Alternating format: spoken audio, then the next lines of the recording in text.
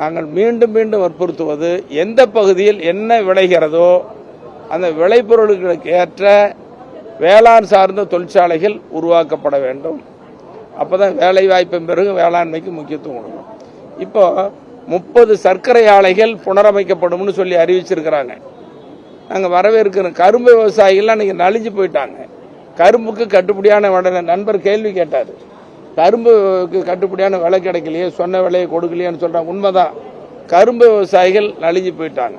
இப்போ கரும்பு ஆலைகள், சர்க்கரை ஆலைகளில் எத்தனால் உற்பத்தி பண்ணலாம்? மொலாசஸ் அங்கே இருக்குது. எத்தனால் உற்பத்தி பண்ணால் நம்ம எரிபொருள் கிடைக்கும். சர்க்கரை ஆலை லாபகரமாக இயங்கும்.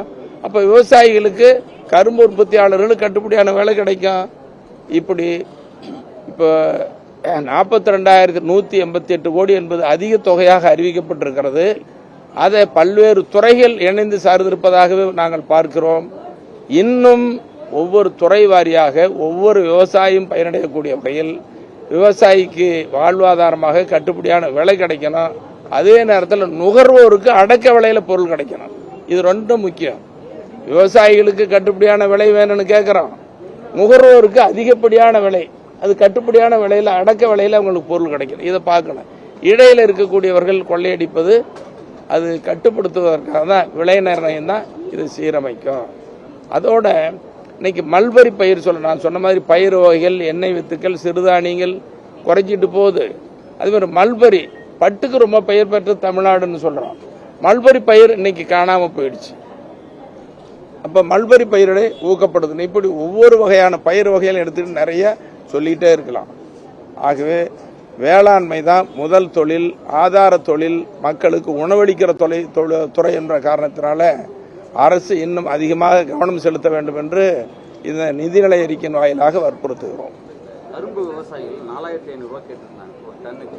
215 ரூபாய் ஊக்கத்தொகை என்ற பேர்ல அரசு அறிவிச்சிருக்காங்க. அவங்களுக்கு விலை உயர்த்தி கொடுக்குறது வெறும் 215 ரூபாய் அறிவிச்சிருக்காங்க. எப்படி பார்க்க? ஊக்கத்தொகை என்பது போதாது.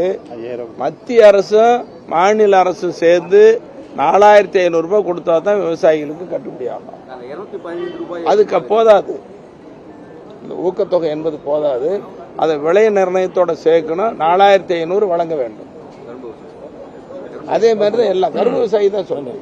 அதே மாதிரி தான் எல்லாம். மஞ்சளுக்கு அதே மாதிரி, மஞ்சளுக்கு கட்டுப்படியான விலை இல்லை.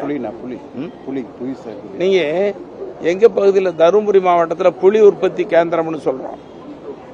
புளி அங்க உற்பத்தி செய்யற புளியெல்லாம் விட்டுட்டு மகாராஷ்டிரா போன்ற அங்கிருந்து தான் வருது. இங்க கட்டுப்படியான விலை இல்லை ஒண்ணு.